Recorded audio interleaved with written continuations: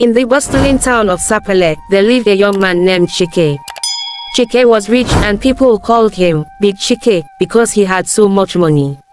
He drove the latest cars, wore the finest clothes, and lived in a huge house. Many people in Sapele admired him and wanted to be like him. He seemed to have everything he could ever want, and everywhere he went, people would shout, "Big Chike." The young children waved at him, and he always smiled back. Chike had worked very hard for his money, and he felt proud of himself. One evening, as the sun was setting over Sapele, Chike decided to take a drive. He loved feeling the cool breeze as he drove through the town, seeing people waving and smiling at him. He felt happy and proud. But as he reached a quiet part of town, he saw something strange on the roadside. A man with torn clothes and wild hair was walking slowly, mumbling to himself. He looked like a madman, and his clothes were dirty and old. Chike felt sorry for the man. As Chike slowed down his car, the madman looked at him with sad eyes. Chike could not explain why, but he felt something strange in his heart, like the madman was calling out to him for help. Without thinking, Chike parked his car and got out. People around watched in surprise. They knew Chike was a big man, and they could not understand why he would stop to talk to a madman. But Chike did not care about their whispers. He felt drawn to the man.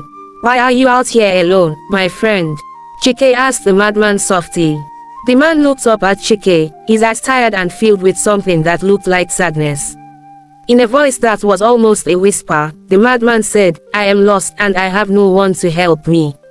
I have no food, no family, no place to sleep." Chike's heart softened even more. He had always been kind, but this felt different. It felt like he needed to help this man. Without thinking twice, Chike reached into his pocket and pulled out a big stack of money.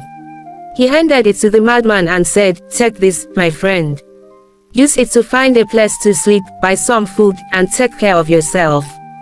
The madman looked at the money in his hand, his eyes wide with surprise. He mumbled something Chike couldn't understand, then took the money and disappeared into the night. Chike felt happy that he had helped someone in need. But as Chike turned back to his car, an old woman with grey hair came up to him. She looked at him with worried eyes and said, "Chike, be careful who you help. Not everyone is who they appear to be. Some people carry strange spirits." Chike laughed and said, "Don't worry, Mama. I am rich. I have more than enough to help others." The old woman shook her head sadly and walked away, leaving Chike to wonder why she had seemed so worried. That night, as Chike lay in bed, he felt restless. He tossed and turned, unable to sleep. His mind kept going back to the madman's sad eyes and the old woman's warning. He told himself it was nothing, but deep inside, he felt a strange worry he could not shake.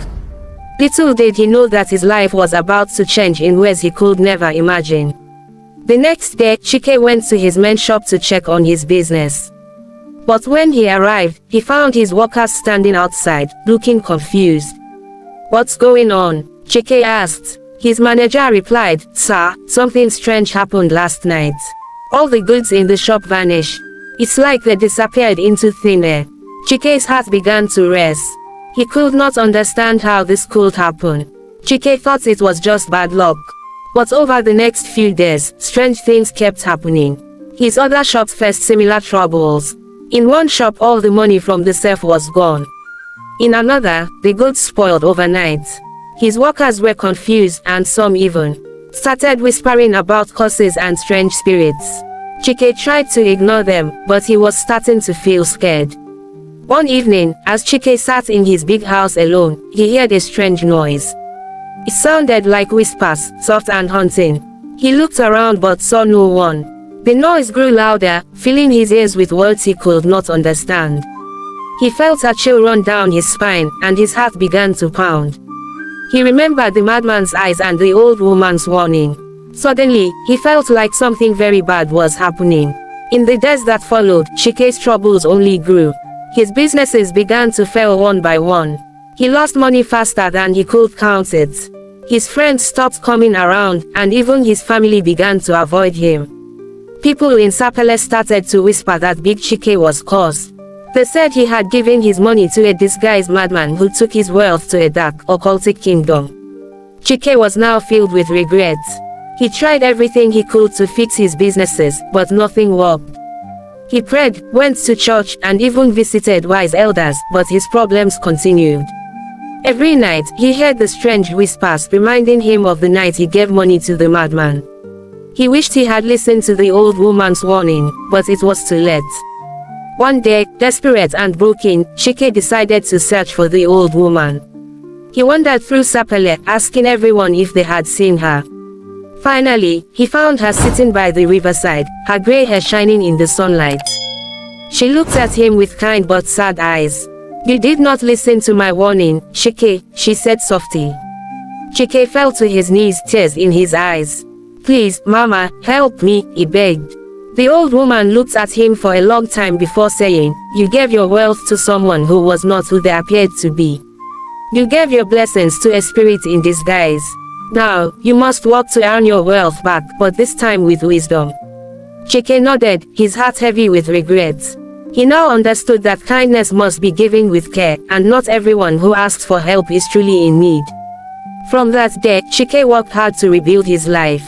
He became a humbler man, helping people only after truly understanding their needs. He no longer wanted people to call him Big Chike. He wanted to be known as someone who gave with a wise heart. And though he was never as rich as before, he found a new kind of wealth, peace and wisdom. Sometimes the people who seek help from you on the road or by anywhere are not always seen to be who you think they are. Thank you so much for watching this video. Subscribe to be part of this amazing family.